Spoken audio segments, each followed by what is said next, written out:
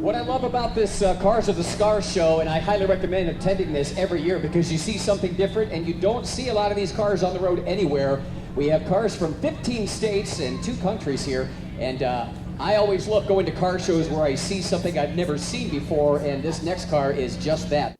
We are at the Procession on the Bricks at the Cars Are the Stars show.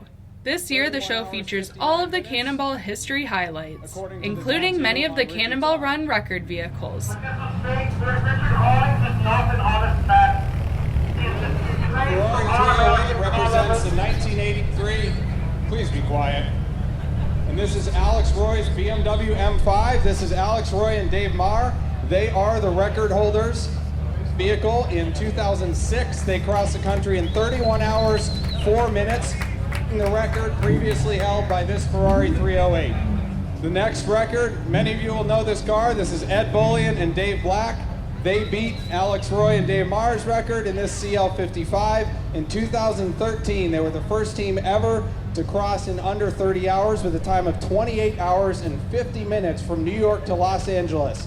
That's 2,800 miles, so you do the math. And the next record, the Mercedes-Benz E63 of Arnie Toman and myself with Berkeley Chadwick Scouting. And we beat the CL55's record, the first team to have over 100 miles an hour total average across the country. Our time was 27 hours, 25 minutes from New York to Los Angeles, an average of 103 miles per hour. So in 2020, our record got beat, and this E63 got plowed into by a trucker who fell asleep, all within 24 hours. So we didn't have a car, and we wanted to get our record back, so Arnie 6 made it to look like a Ford Taurus police interceptor, and we went back out, got our record, and crossed the country in 25 hours, 39 minutes with an average speed of 110 miles an hour. But it wasn't just about the record holders. We have the priests from the movie, a little bit inverted. You may recognize a Ferrari 308 and the priest from the Cannonball Run movie.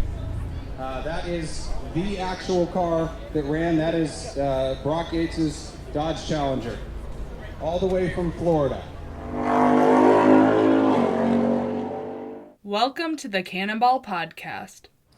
Thank you all for coming. If you are here to see the movie, that's in the other theater. So sorry to disappoint you.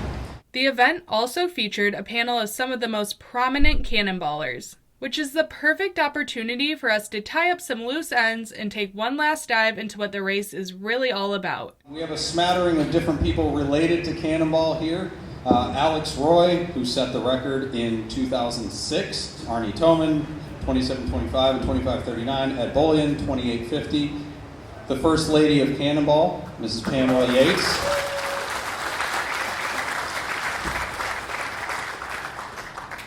Danny Esso, he is the head of the Sunstrider team. They set the solar-powered record. And then Bo Ernest. Yes, give it up for them. For the awesome Q&A panel. Something I've noticed come up time and time again when discussing the Cannonball is safety. I think at this point, to break 24 hours, it would require driving way outside the spirit of Cannonball. We always strive to keep that history of safety, and I fear that it would take some driving far outside of that to do that. Cannonballers like to call themselves rebels and outlaws, but honestly, they care about safety more than anyone would guess. And that goes all the way back to Yates' racing days, where accidents were rare and injuries even rarer. I was reminded of this record of safety in almost every interview I did. Like Doug Tabbitt explains here.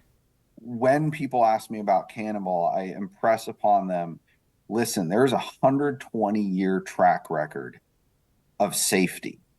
This is not about street racing, about proving that you're faster, about anything like that. This is first and foremost about the weight of that legacy and the responsibility to continue that safe legacy, because as soon as somebody screws that up, it's screwed up forever. So I always tell them, listen, do it safely. That is the only thing that matters. The speed and whatever you have to prove or trying to do otherwise is secondary. I've noticed cannonballers also have a different belief on what it means to be able to drive. This is Alex Roy. Driver's licensing is so easy in the United States. I'm all for personal freedom, but with great power comes great responsibility. The personal freedom requires great professionalism in driving a car. I would say that of almost anything, if you leave the house and you command technology or a machine that can hurt someone, it is your job to make sure it doesn't. If you fail that job, you've lost the job. Sorry. And I would be the first to put myself on the list of people that if I messed up, I shouldn't lose my license. And that's why as I've gotten older and I'm aware that my skills are declining due to age, there are some types of driving I won't do. Yeah, I mean, if I was king of America or whatever, I would take a page from Germany's book, which makes having a driver's license a privilege rather than a right. You know, America is all about our rights. You know, that's very valid. We are a free country, but there's certain things that come with a danger. Sure, we have a right to own a car. Anybody should be able to own a car, but in order to pilot what is now a potentially deadly weapon at deadly speeds, 20 miles an hour is potentially deadly speed to a biker or a pedestrian or whatever. There should be special training. It should be somewhat prohibitive in order to get a license. There should be ongoing training every 5 years because laws change, but we should also be continually making sure that people are okay to drive. Just because somebody's driven for 50 years doesn't mean they're good at it. Driving is a perishable skill. And, you know, that goes into like old people, right? We love our grandparents, but not all of them should be on the road. So I think it should be very difficult to get your license. People should have advanced training in terms of car control, skid recovery, accident avoidance, those types of emergency techniques, which we do not get in driver's ed. Alex also has some advice if you want to become a safer driver. If every driver in America prepared their vehicle with the correct tire, checked their brake fluid, and followed like the best practices that every Cannonball has learned from watching endurance racing or being, you know, a pilot or a veteran, American roads would be a lot safer. And to simplify that, if every American took driving as seriously and safety as seriously as the majority of cannonballers, American roads would be vastly safer. We'd be Germany, which is both faster on the highways and safer than the United States in every metric. When someone comes to me and says, you guys are so reckless, what are you doing? You're out of your mind? Well, unless that critic has been to professional driving school, I'm not talking about like the school like down the street. I mean, you've done 3 days, you know, with a professional driver on a track, physics, car control, everything, and come back to me after that and tell me what the real problem is in American roads. Because these critics lack any moral authority to talk about the Cannonball, which is such a minuscule and in the realm of actual safety metrics in American roads, irrelevant community. It's such a small, it's a few hundred people who are taking this very seriously. Like it is absurd. This is a dangerous pursuit, and it's not just because of the narrative of speed kills. In fact, our entire reason for doing this, other than the personal accomplishment, is to push back against that narrative of speed in and of itself is not the problem. But speed can exacerbate an already dangerous situation, and being on the highways is dangerous, period. There's approximately 40,000 deaths every year on U.S. roadways, and U.S. roadways are now some of the most dangerous highways in terms of driving in the U.S. versus other countries. You're 4 times more likely to die in a crash in the U.S. versus Germany, adjusted for population. So just being out there at all is incredibly dangerous. So you have to be aware of what's going on around you and know what to do to react to it. Adding in the speeds that we're doing on Cannonball, and that just magnifies the danger that inherently exists by being on the highway contrary to what our detractors say, which think that, the highway is this serene, safe bubble, and we're the ones that are making it dangerous for everybody else. And that's not the case. The highway is just, roads are dangerous. So I want to get across that the Cannonball isn't inherently unsafe. If anything, it forces us to think about how prepared we are, how we drive, and how safe our roads really are. On the surface, it can look quite reckless, but in reality, it can better highlight safe driving practices for everyone. I hope that the Cannonball continues to be safe, or as safe as it has been, because that is the only way it might attract a more diverse group of participants. And that raises another question, because it is not just about how safe the Cannonball is, but who feels safe enough to take part in it. It's no secret the Cannonball community hasn't always been the most diverse. I asked Alex why that might be. Why the apparent absence of, diversity in the Cannonball? So, and I was asked once by a journalist whether the Cannonball was racist. Where is the diversity? Where are the female drivers? Where are the diverse drivers? So, well, first of all, car culture as we know it is diverse. There, you have the lowrider community, you have the urban community, every community has their subset of vehicles and vehicle types and events. And some of them are very diverse. Every car show is super diverse. And then you have more targeted car shows in every city in America. Whatever catharsis cars offer, for every community develops its own style of driving and event. The Cannonball Run just so happens to be the event that's growing out of the subset of people who can do it. And that may be all it can ever be, because that catharsis is found by other groups in their events. And that's fine. It is important to acknowledge that car culture itself is diverse. Other events and outlets exist for people to express their love of cars or experience the same catharsis, as Alex puts it. These communities also have their own rich and interesting histories. But still, for Cannonball, why does it mostly draw, for lack of a better term, middle-aged white dudes? But the Cannonball community is unique because what you're doing puts you in front of law enforcement, potentially in front of law enforcement. So right out of the gate, you're going to have a different set of risk factors for different people, which leads the diversity filter not just across, say, color or gender, but across class and income. The impression people have had for a long time is that law enforcement's treatment of, women and minorities is very different from how they treat the generic middle-aged white guy getting in a car and speeding.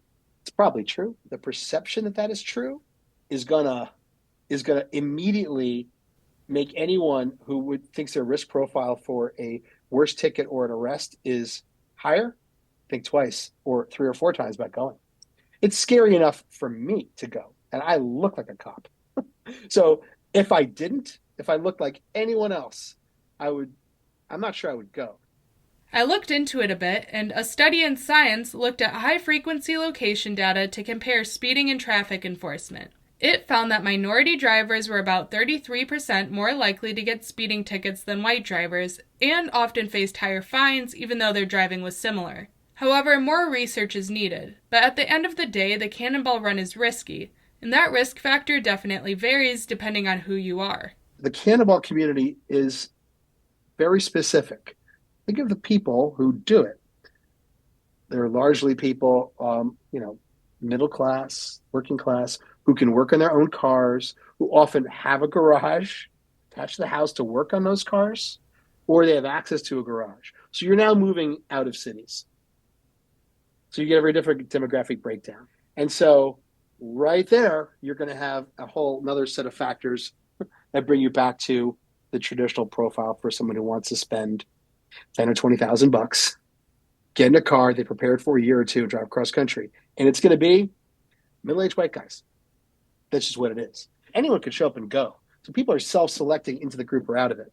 But I do know several female drivers, and I know there's several black drivers have gone. The very specific elements required to do a Cannonball record rule out most people of all backgrounds.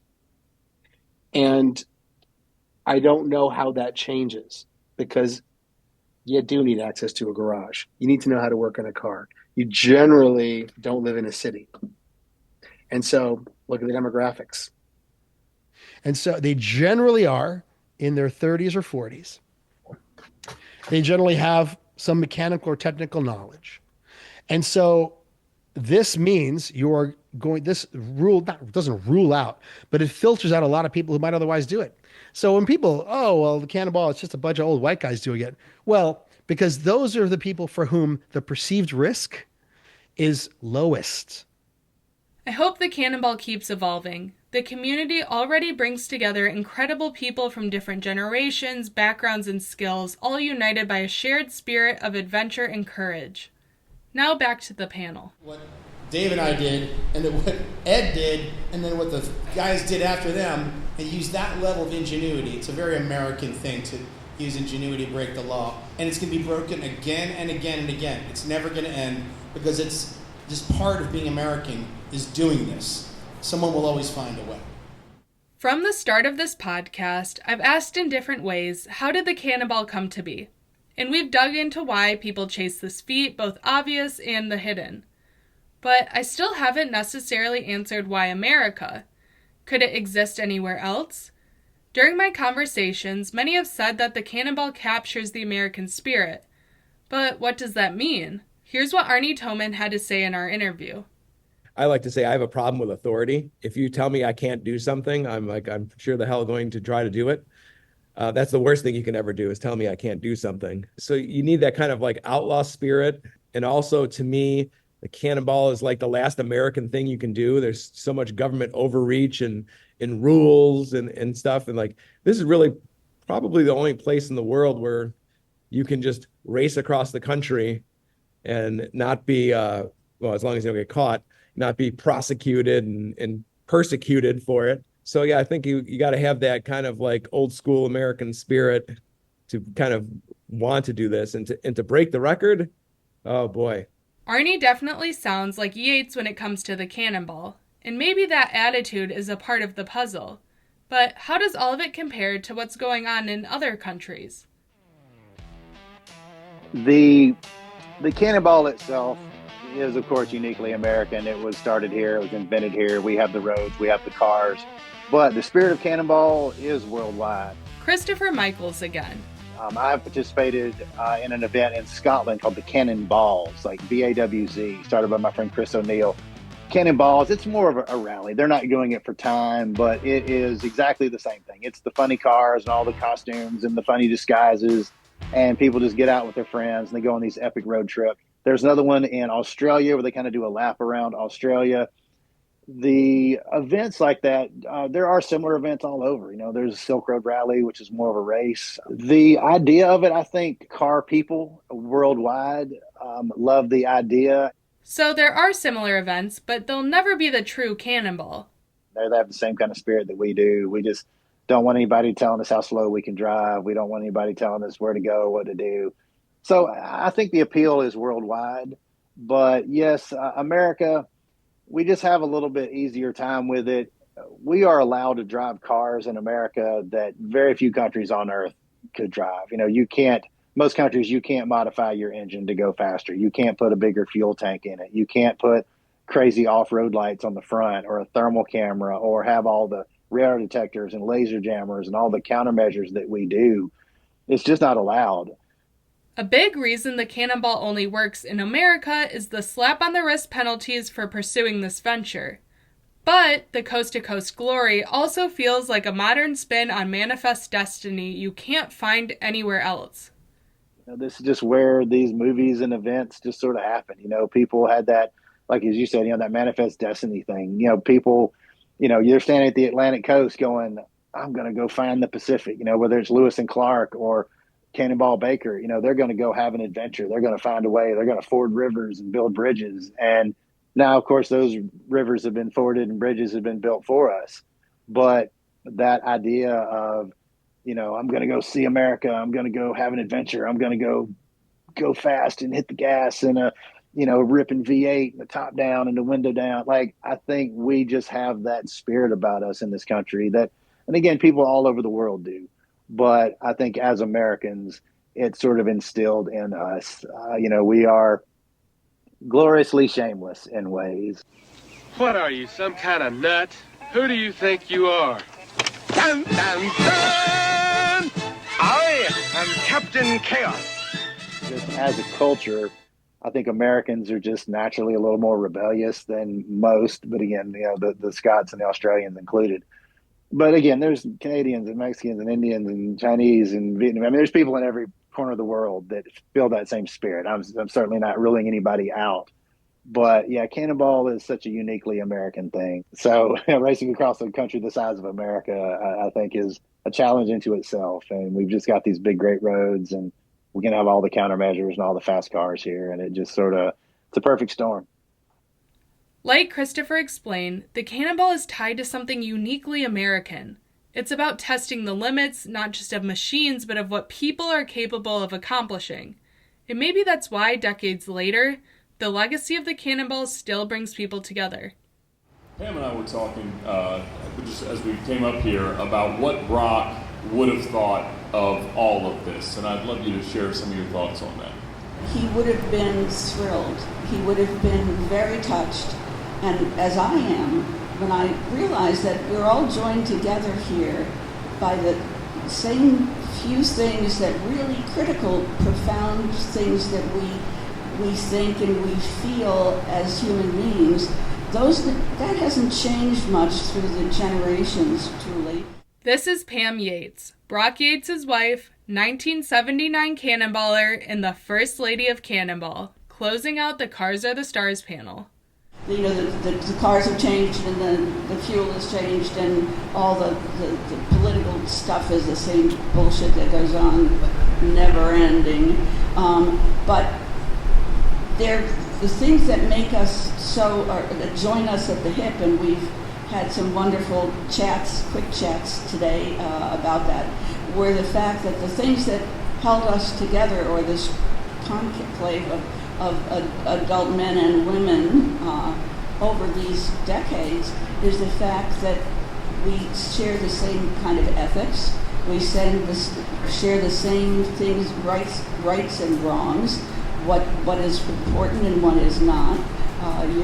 The safety concern, that's really amazing that it transcended all of our ages, all of our political affiliations, all the things that we encountered. We are still there, and it gives me great hope that the essence of what the freedom was or is in this country, and what Brock saw in this country, goes on. Well, thank you guys so much. I think, as we look back on all of the generations of cars out there, Doug's done such a brilliant job of being able to organize that, and this is the first time ever you've been able to really walk through the history of Cannonball. I think when we think about what Brock was really able to do, beyond just inviting people to do crazy things, his greatest gift was his ability to put into words what all of us feel when we get behind the road, when we see the right opportunity, when we just want to have that sense of adventure. And I think for all of us that have had the distinct honor of carrying the mantle or the torch or whatever the thing is, as you hold the record or as you have a part in Cannonball, we've all done our own thing. I mean, Alex brought it in to a modern context and showed us what it really did take in terms of a team and in terms of the effort to do it today. I really wanted to have more people to talk to about it, and I wanted to be able to share the stories in a more broad way. And I think when we see what Doug and Arnie have done as the fastest people to have ever done this, this is a perfect example of celebrating the history of adding to the record books. How many drives do we now have on the spreadsheet? Ballpark it. Over 300 documented drives going back over 100 years. And I think that what that's done to, like you say, celebrate the legacy and just take it into such a more legendary and historic thing. You guys are all a part of that, and we're so glad that you're here. So hang out, take pictures, and continue to ask questions. Thank you. The Cannonball isn't just a race. To me, it's about daring to chase a vision, testing your limits, and carrying forward a legacy. From Cannonball Baker's pioneering stunts, to Brock Yates' rebellious runs, to modern teams pushing the limits of technology, the Cannonball is bigger than any single driver, record, or vehicle. And I hope it continues to stand the test of time, and I hope you feel inspired to take a step forward on your own adventure. It's a matter of like setting out to do something difficult that not everybody can do, and proving to yourself that that you can do it. So it's really about like personal achievement and reaching goals. But it is a group of friends who all enjoy the same things. We grew up on the same movies. We have the same values, maybe not politically or religiously or personally, but we have the same values in that we don't like people telling us what we can do. And no, we're not criminals or bank robbers or anything like that, but we all choose to protest that, I think, by going out in our cars and going as fast as we can and enjoying the freedom of just putting your foot to the floor and going. And I was like, I just want something money can't buy. I want an achievement that, something that I've done that's, adventurous and fun, and something that I can sort of, hang my hat on as something cool that I've done. But it was just, I wanted something that was like meaningful to me, because I'm a car nut and love this, whole car world, and I'm still deeply involved in it in many ways. These guys were totally unassuming. So when you're at the post office, you're at the grocery store, wherever you are, you see the little old man, the little old lady, you have no idea who you're standing next to. You could be standing next to a guy who drove across the country at 150 miles an hour while you were asleep in your bed.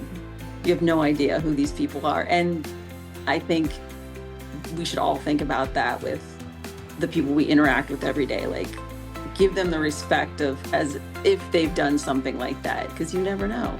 Because that is what Cannonball is all about. And there's nothing more American or inspiring than doing something no one's ever done better than anyone's ever done it before.